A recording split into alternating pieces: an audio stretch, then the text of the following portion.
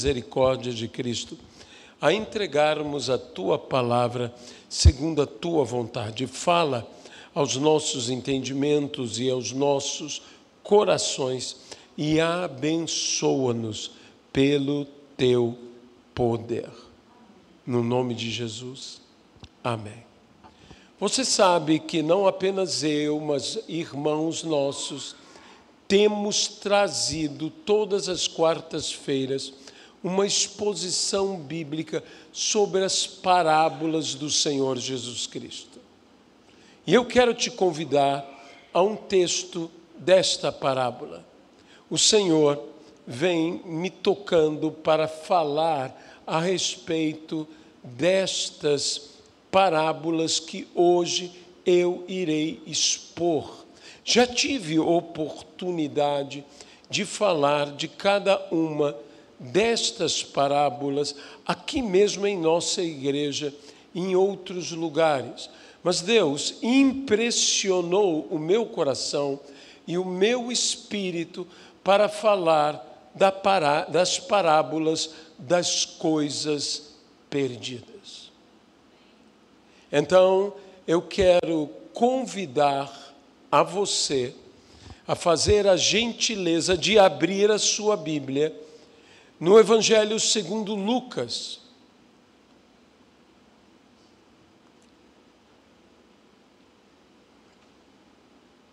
No capítulo de número 15. Evangelho segundo Lucas, capítulo de número 15. Jesus estava num ambiente em que ele se aproximou de publicanos e pecadores. Jesus gosta de se aproximar de publicanos e pecadores.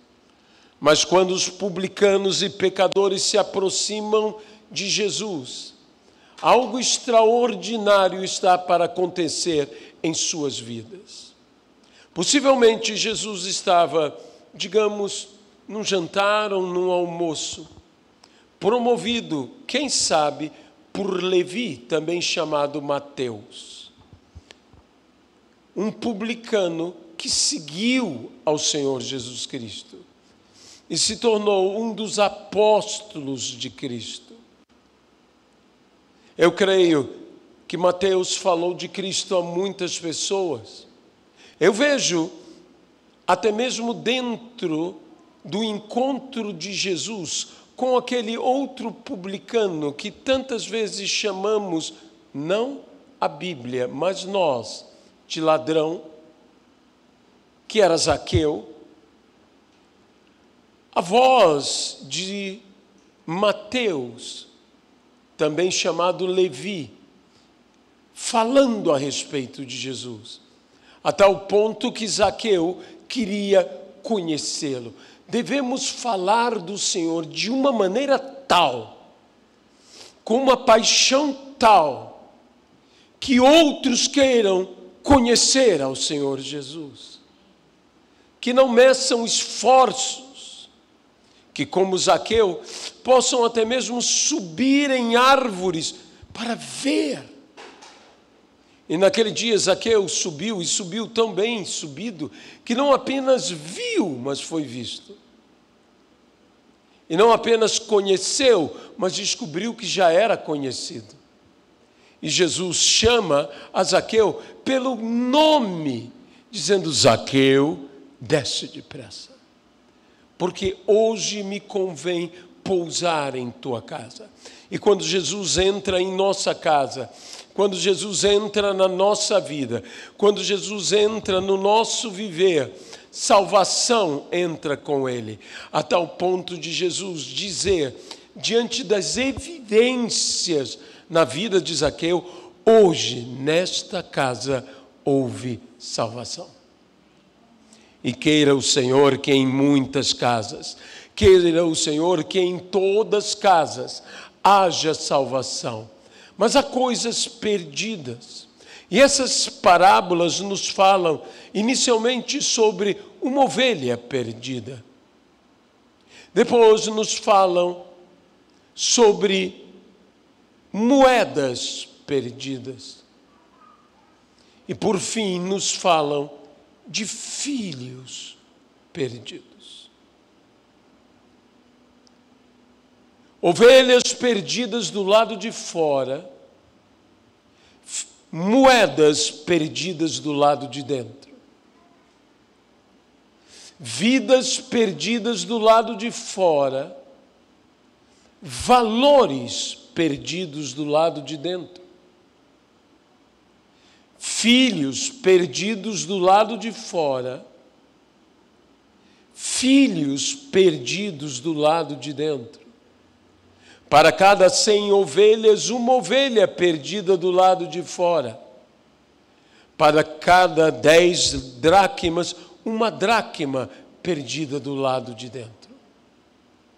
Mas me parece que mais se perde em proporção o que se perde do lado de dentro do que o que se perde do lado de fora.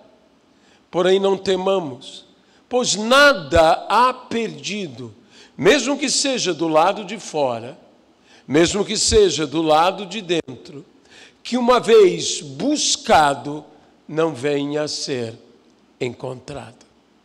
O que é necessário? Buscar. Buscar ovelhas perdidas do lado de fora. Buscar dracmas perdidas do lado de dentro. Buscar vidas perdidas do lado de fora. Buscar valores perdidos do lado de dentro. Buscar filhos perdidos do lado de fora. Buscar filhos perdidos do lado de dentro. A Bíblia nos fala algo muito especial. Eis que vos envio como ovelhas para o meio de lobos. Sede, pois, prudentes como as serpentes e simples como as pombas. A prudência, e uma prudência como a de serpente, deve se manifestar a ovelha, o cordeiro, no meio de lobos. E qual é a prudência de uma ovelha? Qual é a prudência de um cordeiro? A prudência de um cordeiro se manifesta de duas formas. Em primeiro lugar, estando perto do pastor. Quanto mais próximo ao pastor, mais segura a ovelha. A segunda grande prudência de uma ovelha é estar no meio do rebanho. A ovelha no meio do rebanho está protegida pelo próprio rebanho. Note que as 99 ele deixa no deserto, mas pode deixá-las porque elas estão protegidas por estarem no rebanho. É necessário que não deixemos-nos de congregar, como é costume de alguns. Necessitamos de comunhão. Isso é prudência. Vivemos dias que a prudência é necessária. Vivemos dias de contaminação, dias de peste, dias de vírus. E então usamos máscaras, lavamos as mãos, mantemos um distanciamento, mas o nosso distanciamento social não deve implicar num afastamento uns dos outros. O grande mal que está acontecendo, especialmente a terceira idade em nossos dias, não é fruto apenas de um distanciamento social, mas de um afastamento emocional. Necessitamos estar próximos uns aos outros, mas esta ovelha se extraviou. Esta ovelha se perdeu. Porém, o pastor manifesta fé ao afirmar: minha ovelha se perdeu. Ele não declara: minha ovelha morreu. Porque uma vez que você creia na morte da ovelha, você não mais a procura. Se você a procura, é porque você crê na vida. É necessário crermos mais na vida do que na morte. Em dias como estamos vivendo, há uma crença na morte. É triste, por quê? Porque estamos assolados pela morte. O mundo está acuado pela morte, por causa da pandemia.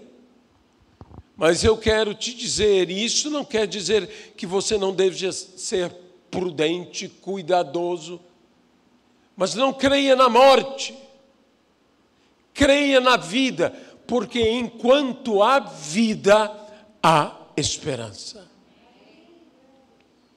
A mulher também, ela creu na perda e não no roubo.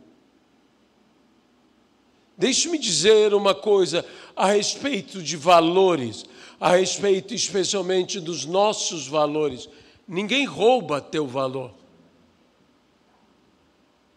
Nós é que perdemos os nossos valores. Ninguém me arranca, ninguém tira o meu valor. Eu perco o meu valor. Mas a mulher cria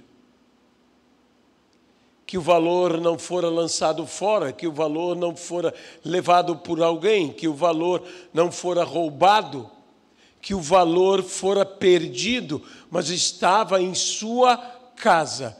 Em algum lugar na sua casa estão os valores que você perdeu. E o que é necessário? Buscar na casa.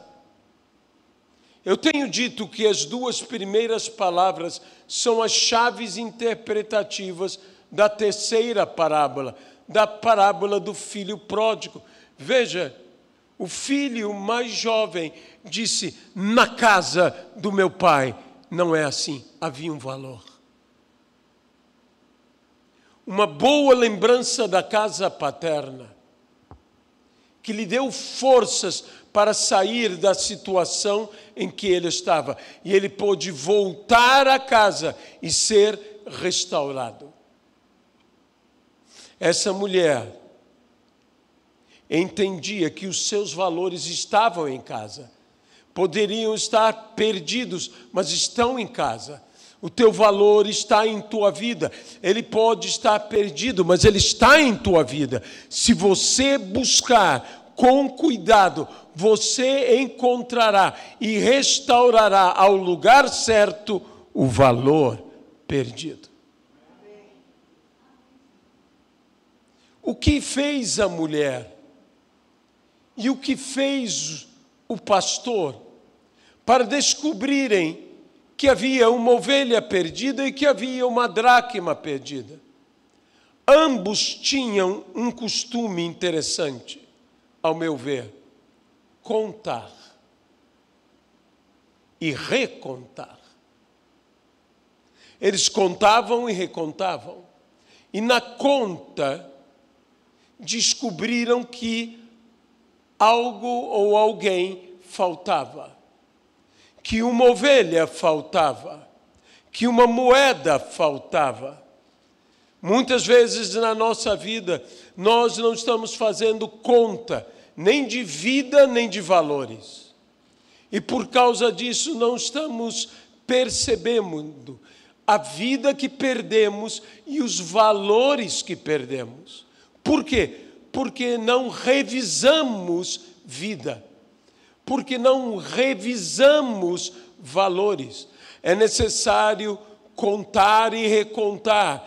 E é necessário ver e rever, vidas e valores. E então perceberemos quanto de vida temos perdido, quanto de valor temos perdido. E buscaremos a vida perdida e buscaremos os valores perdidos. O pastor busca a ovelha. Mas o interessante sobre vida e algo vivo é que não apenas você busca algo vivo.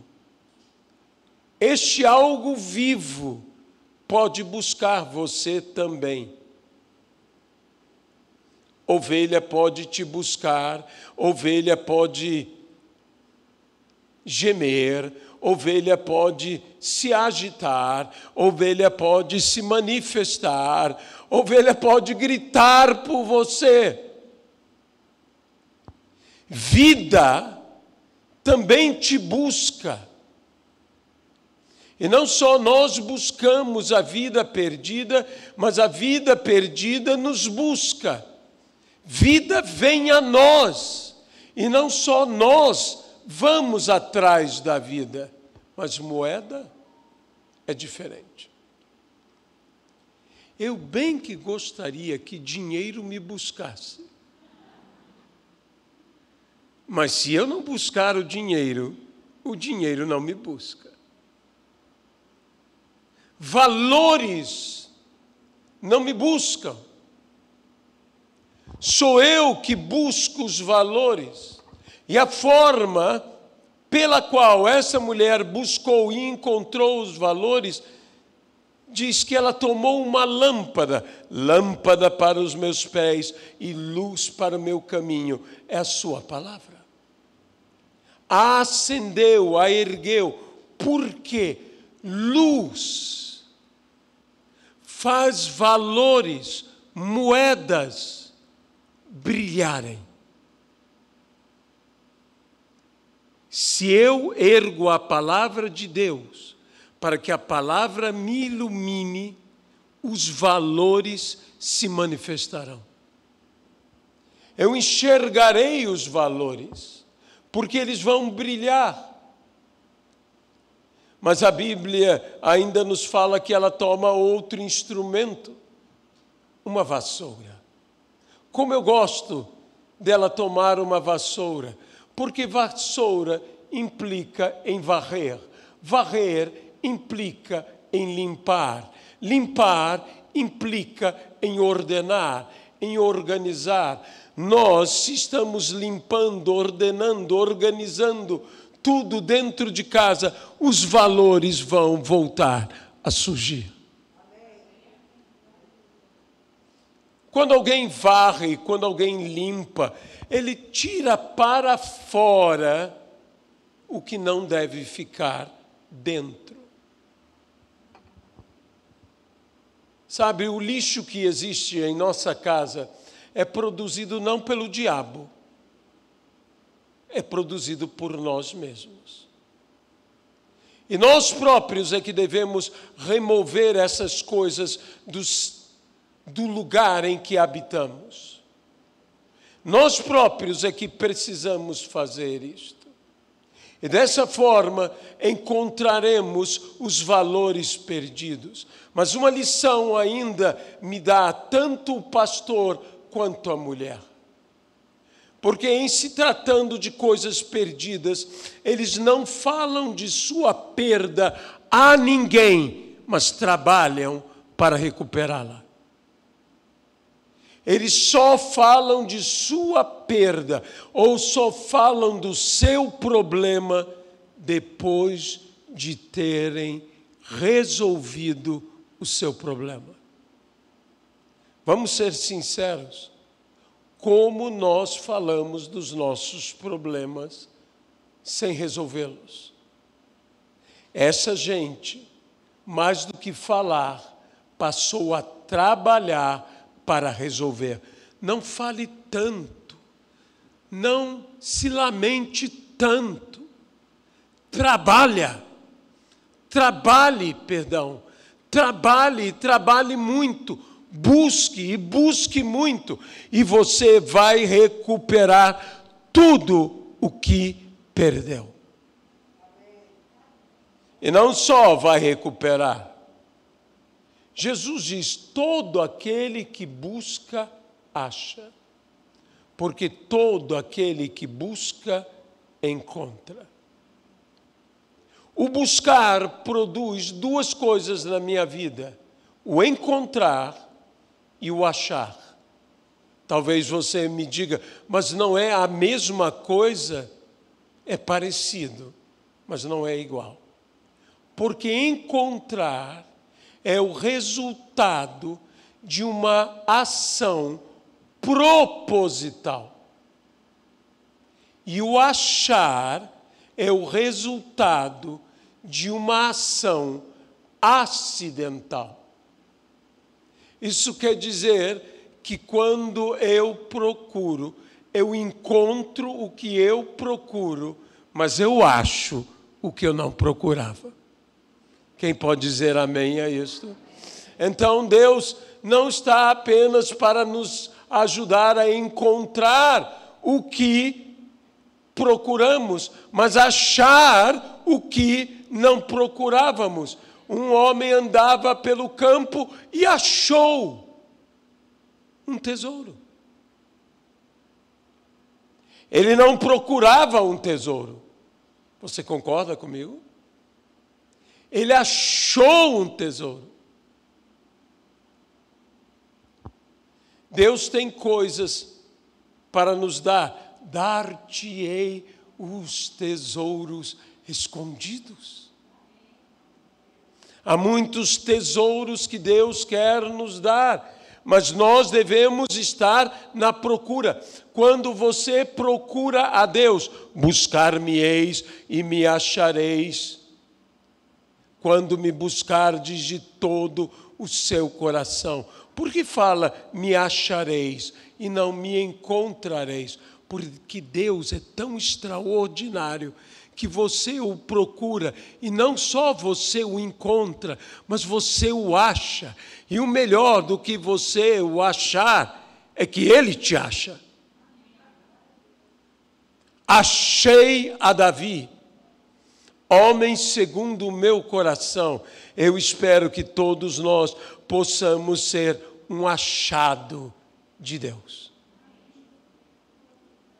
Mas continuando, porque veja bem o que aqui diz. Então, versículo 3, lhes propôs esta parábola, a saber, a da ovelha perdida. O versículo 8 diz: qual é a mulher que? A segunda parábola. A primeira parábola está ligada à segunda parábola. Versículo 11. Continuou. A terceira parábola está ligada às duas primeiras. De modo que, se queremos entender sobre o filho pródigo e sobre o irmão mais velho, precisamos entender a primeira e a segunda parábola. Eu digo que o filho mais novo, o pródigo, é a ovelha perdida. Eu digo que o filho mais velho é a dracma perdida, em casa e perdido. David Wilkerson disse: vivemos um dia tão triste, porque hoje necessitamos evangelizar os evangélicos. Isso é triste. Se você não acha triste, eu acho triste.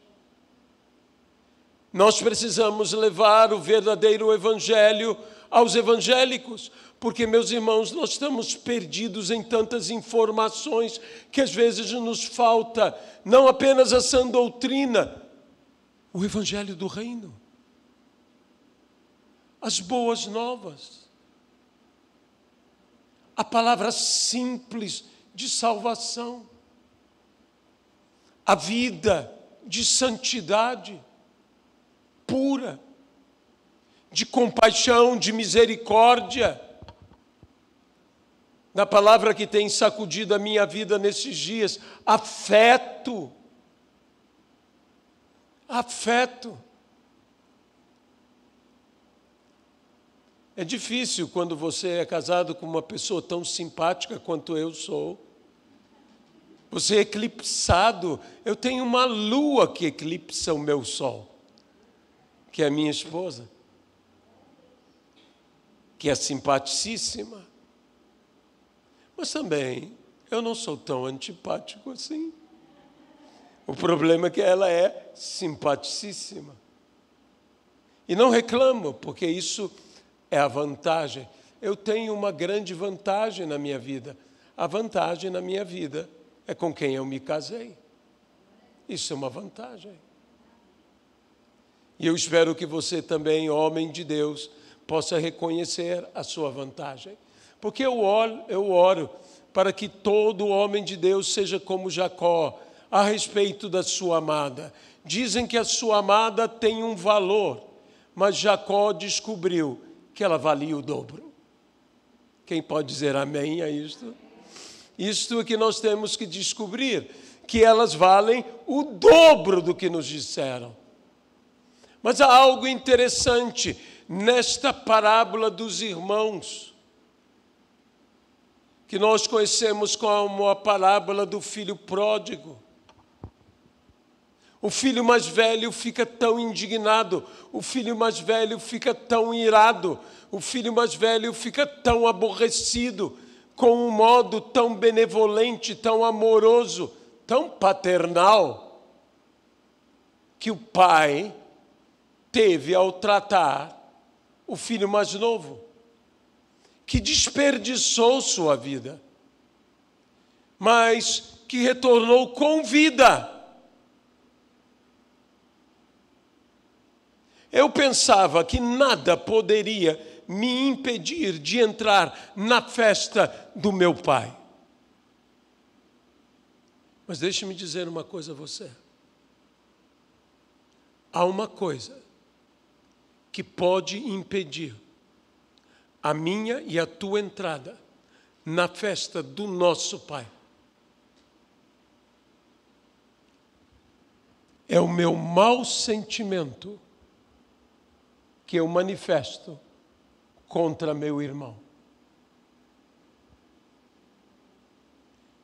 Se não amarmos, e no amar, se não perdoarmos, não diz a palavra, se vocês não perdoarem os homens as suas dívidas, nem tampouco vosso Pai vos perdoará. Nós precisamos amar. Como alguém pode dizer que ama a Deus a quem não vê, se não ama o seu irmão a quem vê? A falta de amor, a falta de afeto, a falta de carinho, a falta de receber ao irmão com amor,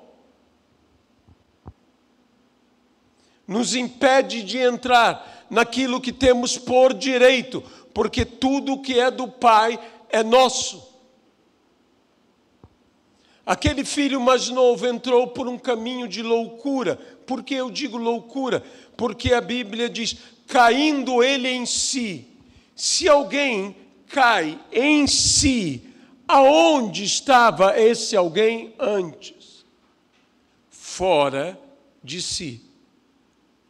E o que é fora de si? É loucura. Estar longe do Pai, estar longe de Deus, estar longe do bom pastor é o ato mais louco que podemos cometer. E quando nos arrependemos, caímos em nós próprios. Voltamos a nós. Nenhum homem é centrado senão quando volta para a casa do Pai. Talvez você que nos escute pela live agora esteja sentindo algo. Às vezes, para que você se recorde de quão boa era a casa paterna, você tem que passar por uma triste situação. ele perdeu tudo. Ele disputava com os porcos as porcarias. Desculpe-me o termo. Porque o que porco come chama-se porcaria. Ele disputava tal o desespero, tal a fome.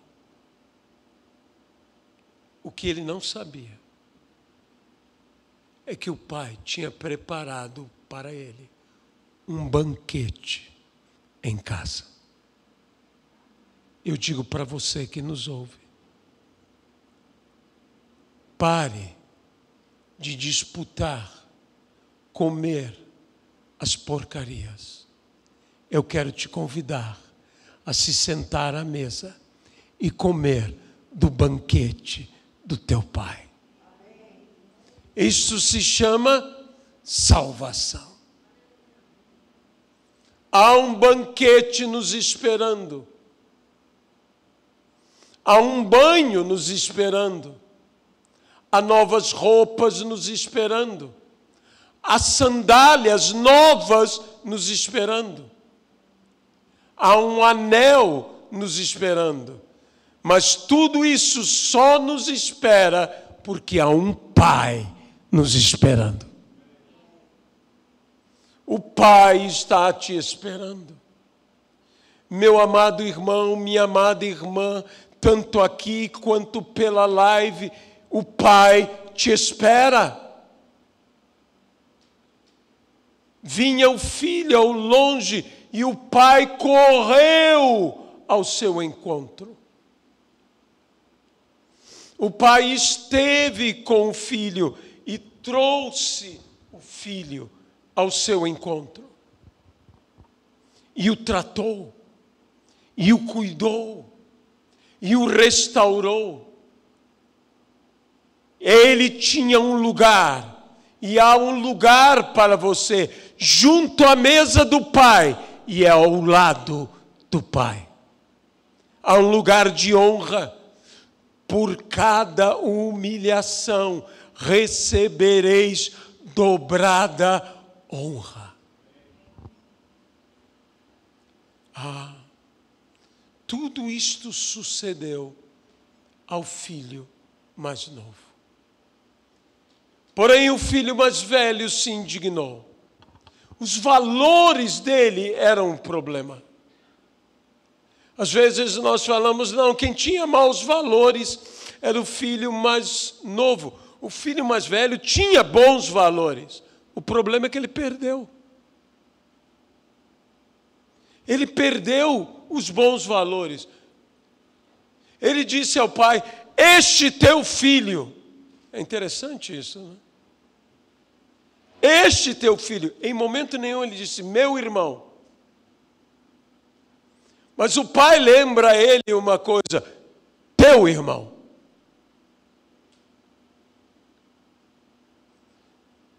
Deixe-me dizer a você uma frase que o Espírito Santo me disse há muito tempo. E eu tenho guardado essa frase no meu coração e crido de todo o meu coração. E entendido as pessoas que às vezes eu tenho mais dificuldade de aceitar. Dentro do reino de Deus, dentro da igreja de Cristo. Não pense que todo mundo é tão aceitável a nós. Existe gente que eu confesso, tenho mais dificuldade de aceitar. Mas eu descobri uma coisa, ninguém pode ficar no rebanho do bom pastor. Ninguém pode ter o bom pastor como seu pastor, se não aceitar todo o rebanho. O pastor é bom, ele é o bom pastor, mas em momento nenhum se diz que o rebanho é bom. Porque no rebanho tem alguns que não são tão bons assim, que te dão marrada, que te empurram. Tem bode nesse rebanho. Não tem só cordeiro nesse rebanho. Tem cabra nesse rebanho. Não tem só ovelha nesse rebanho. Tem muito bicho nesse rebanho. Tem até lobo com pele de ovelha que está nesse rebanho. Tem camelo nesse rebanho. Ora, tem gado nesse rebanho. Tem muita coisa nesse rebanho. A Bíblia diz que por causa do touro, o celeiro se enche, mas também cheira mal. Você sabe, obviamente, porque cheira mal. Porque não apenas pela força do touro o celeiro se encherá, mas o touro também enche o celeiro de outras coisas, porque o touro faz outras coisas, e touro é grande. E o que ele faz em proporção grande. Mas é a força dele que faz encher o celeiro. Então, glória a Deus pelo touro. Não pelo cheiro que ele produz, mas pelo que ele produz, ele enche o celeiro. Você não pode ter o bom pastor se não fizer parte do rebanho que não é tão bom assim, mas é o rebanho do bom pastor. Então, o pai lembra ao filho mais velho uma coisa: tudo que é meu é teu. Tudo é tudo. Isso implica dizer, se ele é meu filho, ele é teu irmão. Se é meu filho, é teu irmão. Se é filho de Deus, é meu irmão. E a todos quanto receberam, deu-lhes o poder de serem feitos filhos de Deus. E se é filho de Deus, é meu irmão. O filho mais velho argumentou algo com o pai. Ele disse: eu tenho te servido, eu tenho sido fiel. O que ele argumentou, e o pai não contra-argumentou, concordou, é que ele era bom filho. E deixe-me dizer uma coisa, ele era, mas não é suficiente, ouça-me bem, não é suficiente ser bom filho. É necessário ser bom irmão. Eu vou repetir. Não é suficiente, que não me entenda mal, ser bom filho é uma coisa boa. Mas não é suficiente ser bom filho. Eu tenho que ser bom irmão. Em outra parábola do Senhor Jesus, a parábola do bom samaritano, Jesus termina concluindo com uma pergunta: quem foi o próximo? Porque toda a parábola era para responder a pergunta feita a Jesus: Senhor, quem é o meu próximo? Porque diz, ama ao teu próximo como a ti mesmo. Mas, Senhor, quem é o meu próximo? A resposta evidente é que o próximo é aquele que não está distante. Pois aquele que se afasta, aquele que se distancia, jamais é o próximo, é o distante. O escriba, o sacerdote, não foram próximos. Por quê? Porque passaram ao largo, passaram de longe, passaram distante. Se você quer ser próximo, você tem que se aproximar. E eles, então, não se tornaram próximos porque se distanciaram. Meus irmãos, não nos distanciemos, não nos isolemos. Venhamos a nos aproximar, venhamos a ser próximos. Nós temos a tendência de apenas crer que o meu próximo é meu semelhante, mas o próximo é mais do que isto. Quem foi o próximo daquele homem? Foi quem usou de bondade e misericórdia para com ele. Que tratou de suas feridas, que pôs em sua montaria, que o levou à estalagem, que o colocou na estalagem, que pagou pela sua estada na estalagem e ainda se comprometeu com ele, dizendo: se algo for necessário, ponha em minha conta, porque quando eu voltar, eu pagarei.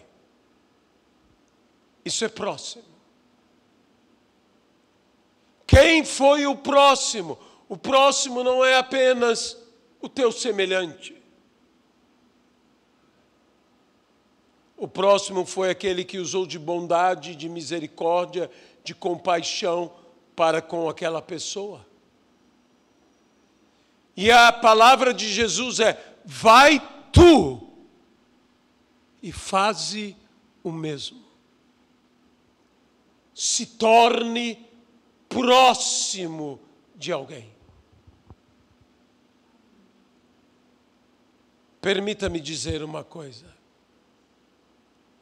O que Jesus está nos desafiando não é simplesmente de amarmos ao próximo, isso também, mas é de conquistarmos o amor, sendo nós o próximo. Você me entende? Não é suficiente ser bom filho. É necessário ser bom irmão. Não é suficiente ser uma pessoa religiosa, um conhecedor da palavra. Eu preciso ser bom e bondoso. Eu preciso ser o próximo. Eu preciso ir e fazer o bem. A igreja tem que voltar aos passos elementares do Evangelho. O Evangelho são boas novas trazidas por boas pessoas. É uma boa palavra seguida de bons atos, feita por boas pessoas. Eu louvo a Deus. Ontem eu cheguei em casa, como anteontem, madrugada, porque enquanto houver alguém trabalhando, enquanto houvesse alguém fazendo alguma coisa aqui, eu ficaria com essa pessoa até o final. E então, saímos aqui bem tarde, cheguei em casa e eu falei com Luciana: que povo, posso encher sua bola? Que povo maravilhoso nós temos. Eu não trocaria a minha pequena igreja por qualquer catedral cheia nesse mundo, porque vocês são demais. Vocês são bons. Vocês são não apenas bons filhos, vocês são bons irmãos, são servos. Sabe, nós estamos com uma palavra que é verdadeira. Sou filho do rei, mas eu sou servo. Sou servo. Essa característica da verdadeira eleita. Quando o servo de Abraão buscava esposa para o filho do seu senhor, ele disse: aquela que sair ao nosso encontro e der água a mim e a todos que comigo estão, esta Deus escolheu. Sai, Rebeca. Rebeca. E o homem diz: tenho sede. Tenho sede. E o que disse Rebeca? Não somente darei a ti água para que beba, mas a todos que contigo estão, e a todos os animais que contigo estão. E Rebeca foi e tirou várias e várias vezes, e serviu, e serviu, e serviu, e serviu, e serviu. E o servo dentro de si disse: esta é a minha senhora. A que terá autoridade sobre mim, a que terá autoridade sobre tudo, porque vai casar com o meu Senhor. Era uma senhora que servia. Aleluia! Essa é a grande característica, não é a formosura, embora era formosa. Não era a juventude, embora fosse jovem. A grande característica é que ela era uma mulher de bom coração, que servia. Esta é a igreja do Senhor. Ela é bela. Ela é jovem. Por que eu digo que ela é jovem? Ela já não tem 2000 anos, mas ela continua jovem. Porque é perfeita. É sem mácula, sem mancha. E a Bíblia diz, sem ruga. Eu entendo perfeita, eu entendo sem mácula, eu entendo sem mancha. Mas por que é tão importante sem ruga? Se a ruga não é nada demais. É apenas um sinal da passagem do tempo, do envelhecimento.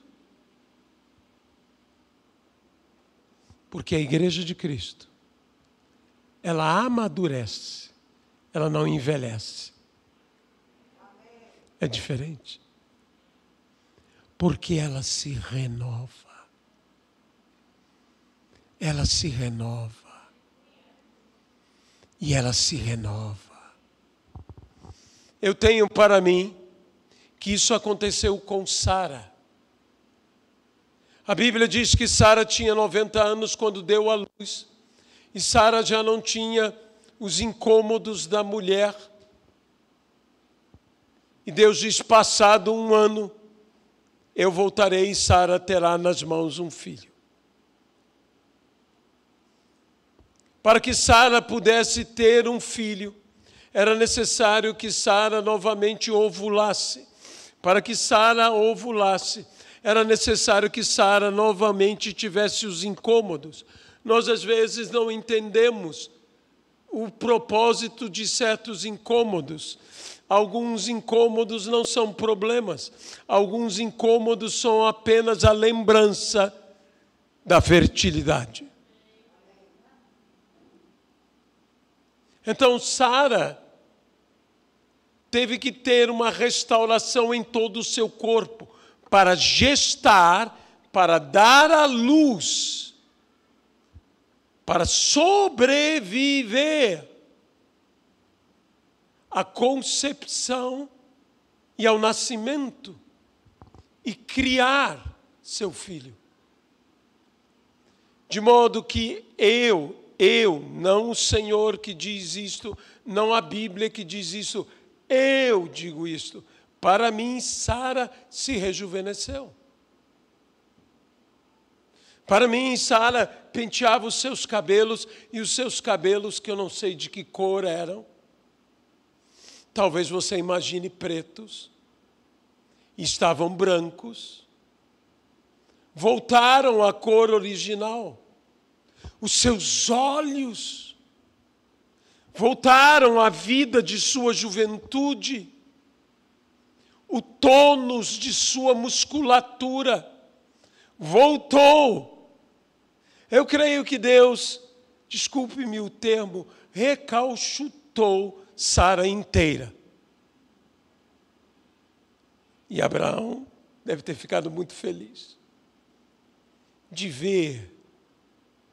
Porque Abraão diz a uma senhora de 90 anos, tu és mulher sobremodo formosa. Tudo bem, podia ser os olhos do amor. Eu acho minha esposa mais bela hoje do que quando nós casamos. Mas são os meus olhos.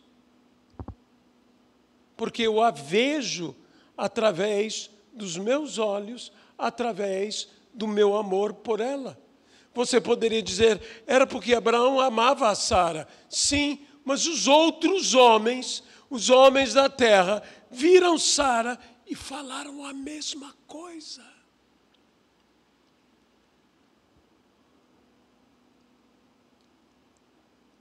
De modo que algo aconteceu. Sara, eu acho, rejuvenesceu. A igreja rejuvenesce.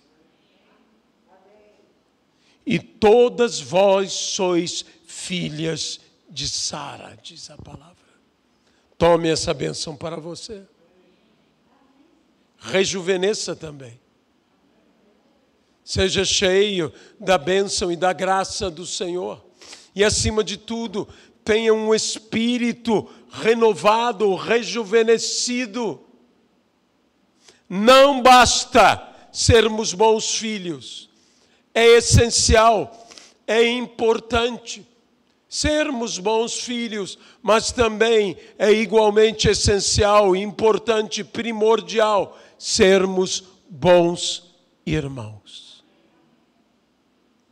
Vai tu e faz o mesmo. Seja um bom samaritano na vida de alguém. Deus Todo-Poderoso, eu entrego esta humilde palavra e peço que o Senhor opere em nossas vidas. Peço que o Senhor manifeste o seu poder em nosso viver. Peço que o Senhor nos torne dignos do evangelho que pregamos. Abençoa-nos, ó Pai, pelo poder do nome que está acima de todos os nomes, o nome de Jesus Cristo. Amém.